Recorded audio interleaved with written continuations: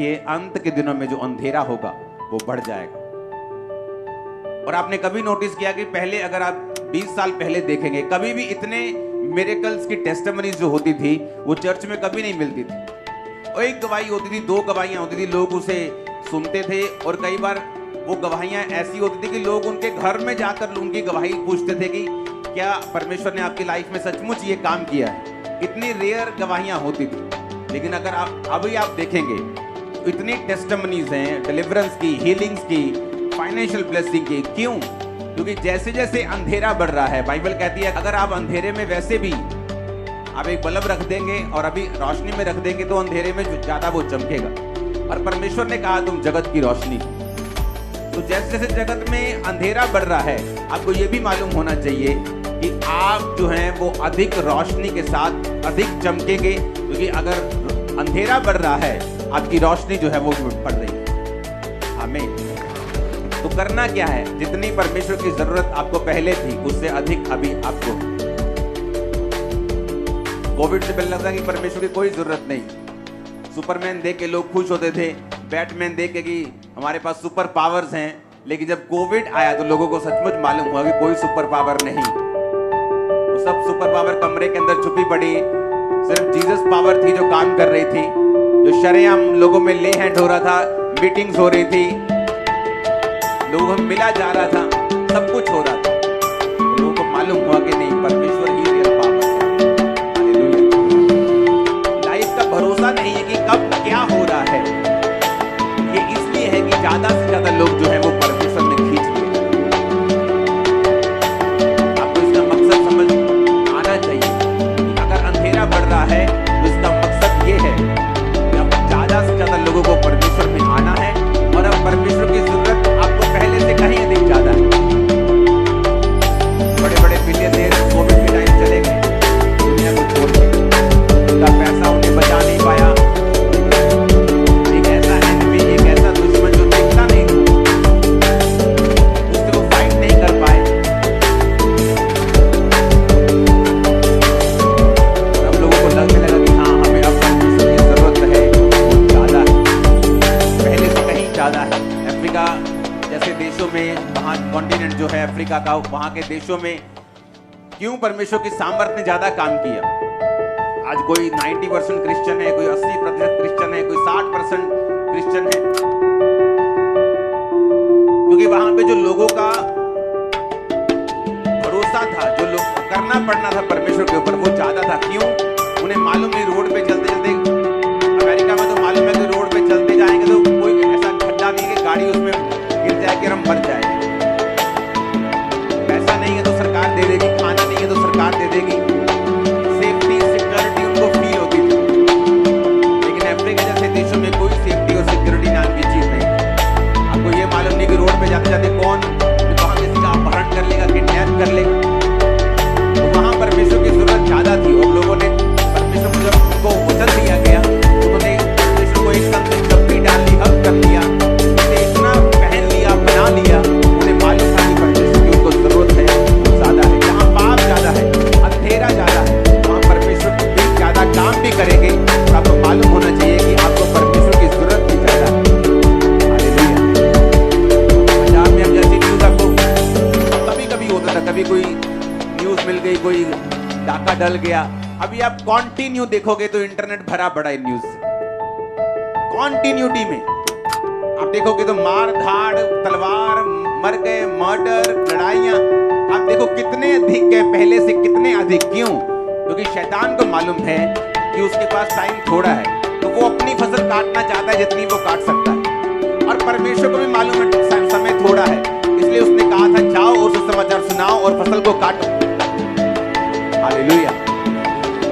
आप परमेश्वर के किंगडम में काम कर रहे हैं, आप उसकी योजनाओं के नीचे। जब आप ये वचन को सुन लेंगे और वचन को मानेंगे, आप सेम नहीं होंगे। और परमेश्वर आपको इस्तेमाल भी करेगा और परमेश्वर आपको यूज भी करेगा। वो आपके घराने को बचाएगा भी, वो आपको हील भी करेगा, डिलीवर भी करेगा। जो मेरे कल सालों से लोग वेट कर रहे हैं, जब आप परमेश्वर की योजना को समझ जाते हैं, आप परमेश्वर के प्लान को समझ जाते हैं। ये टाइम है जब शैतान काम कर रहा है। वो पाप जो लोगों को बड़ा एफर्ट लगा के करना पड़ता था, मार्केट जाते थे, ढूंढते थे, फिर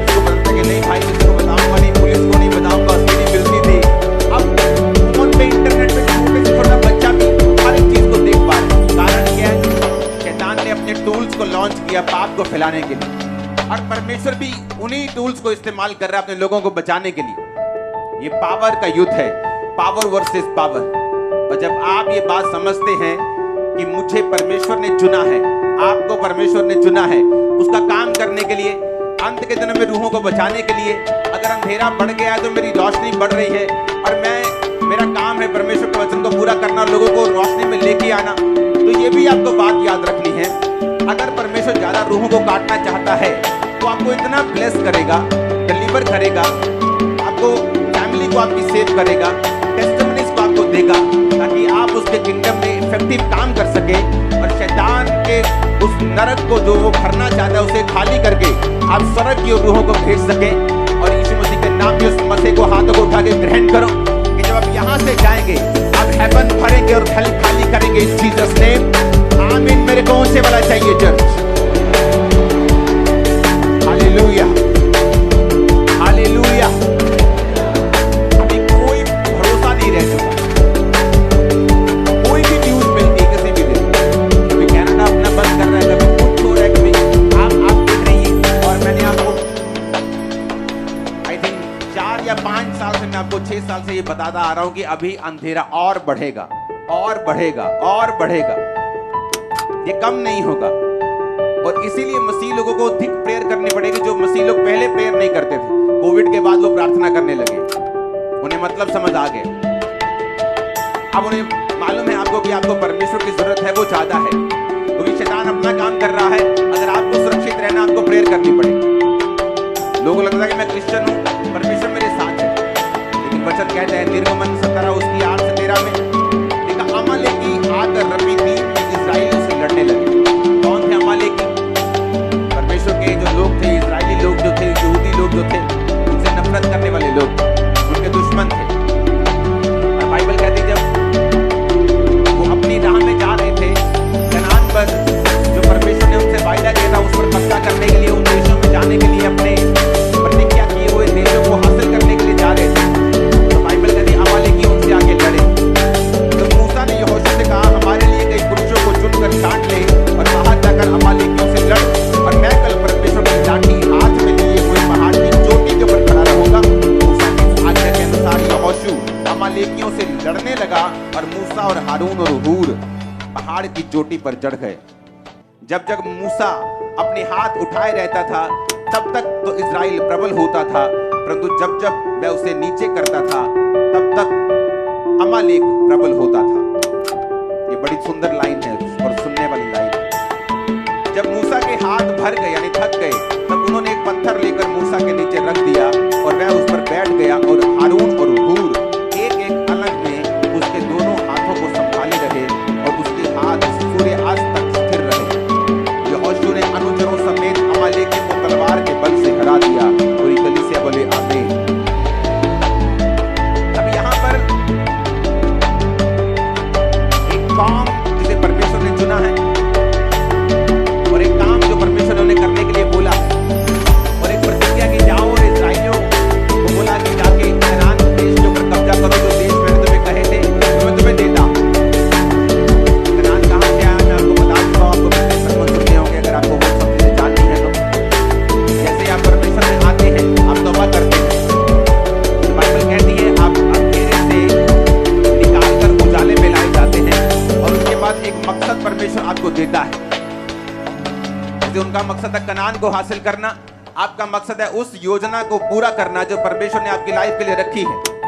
उस योजना में ब्लेसिंग भी है, उसमें आपकी फैमिली की साल्वेशन भी है, उसमें आपकी हीलिंग भी है, उसमें आपकी डिलीवरेंस भी है, उसमें आपकी फैमिली की पीस भी है, छुटकारा भी है, आपकी मैरिज लाइफ भी है, सारा कुछ उसी में।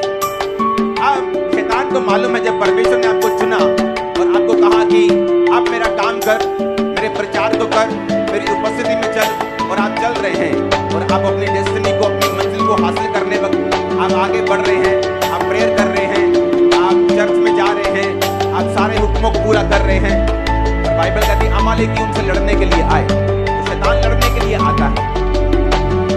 शैतान को मालूम था कि परमेश्वर का वायदा है उनके साथ, तो शैतान हमेशा उसकी ये आदत है कि जो परमेश्वर ने कहा है, जो उसने वायदा किया उसके खिलाफ खड़े होना। अब शैतान उनके खिलाफ खड़ा हो रहा था, और परमेश्वर ने कहा मूसा से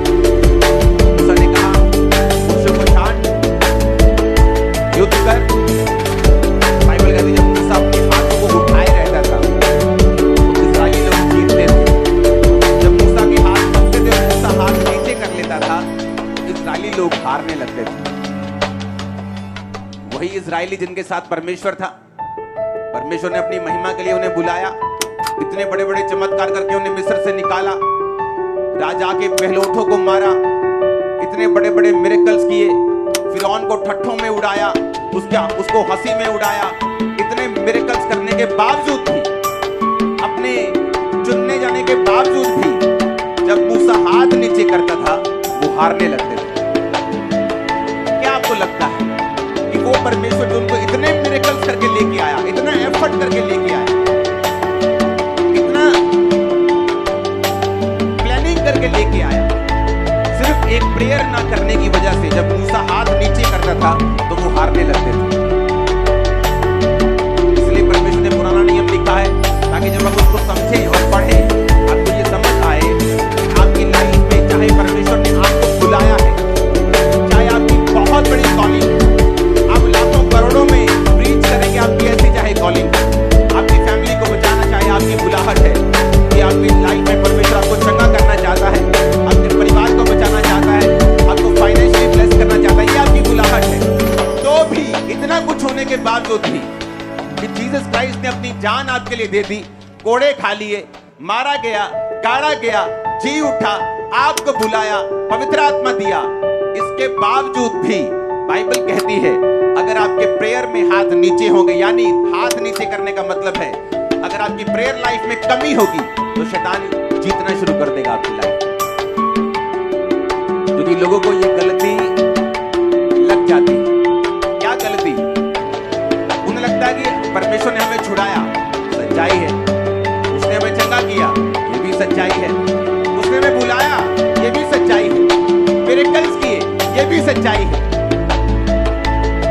लेकिन ये सब बातें आपकी प्रेयर लाइफ को रिप्लेस नहीं कर सकती, बदल नहीं सकती। और बाइबल कहती जब मूसा हाथ नीचे करता था तो इस्राएली हारने लगते थे, दुश्मन उन पे कब्जा करने लगता था, तो उनको समझ आई कि अब क्या करें। मूसा के हाथ थक रहे हैं, उन्होंने मूसा को पत्थर पर बिठा दिया, इधर भाई हारून खड़ा हो गया, इधर भाई हूर खड़ा हो गया, दोनों ने हाथों को पकड़ लिया और हाथों को उठा लिया और मूसा के हाथ शाम तक स्थिर रहे और लिखा शाम होते होते अमालेकी सारे तलवार के बल से हरा दिए। इमेजिन करो मूसा खुद, जहां मूसा की प्रेजेंस है, वो लाठी वो हाथ में लिए हुए, बाइबल कहती थी कि उसने कहा कि कल परमेश्वर की लाठी में हाथ में लिए हुए पहाड़ की चोटी पर खड़ा रहूंगा। वो अनॉइंटिंग जो मूसा के पास थी, लाठी अनॉइंटिंग को, अधिकार को दर्शाती है। अनॉइंटिंग उसके पास थी, मूसा के पास छुड़ाया गया वो था, मिरेकल्स उसकी लाइफ में हुए थे, परमेश्वर ने अपनी मर्जी से कनान में भेजा था। इसके बावजूद भी परमेश्वर ये चाहता था कि वो अपने हाथों को उठाकर प्रार्थना करता रहे अगर वो जीतना चाहता है। ये हमें लगता है कि परमेश्वर ने हमें बड़ा मिरेकल देके बुलाया है। मैं तो कैंसर से जंगी हुई हूँ, मैं तो ब्रेस्ट कैंसर से जंगी हुई हूँ, मैं तो यूट्रस कैंसर से जंगी हुई हूँ, मैं तो माइग्रेन से हील हुआ हूँ, मैं तो कोढ़ से ठीक हुआ हूँ। लेकिन ये सारी चीजें आपको हेल्प करेगी प्रेयर करने में, ना कि ये रिप्लेसमेंट बन सकती है कि आपको लगे कि आप बुलाए गए हैं, चुने गए हैं, परमेश्वर आपके साथ है, तो आपको प्रेयर करने की जरूरत नहीं।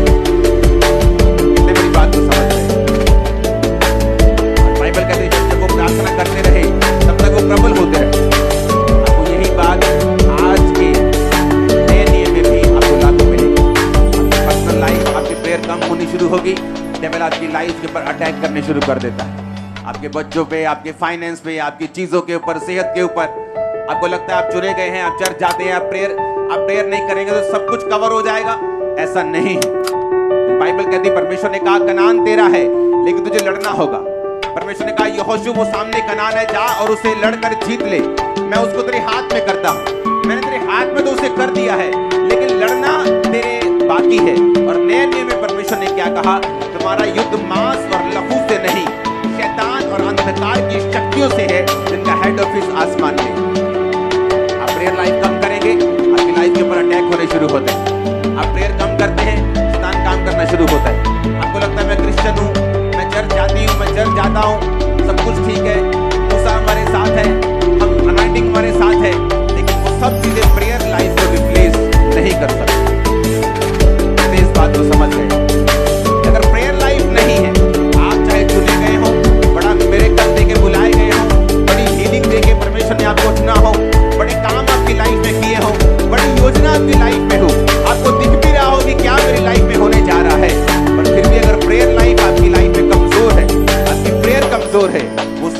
आसमान में खड़ी रह जाएगी।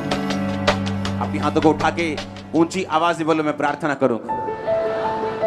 फिर से बोलो, 3 बार बोलो ऊंची आवाज में।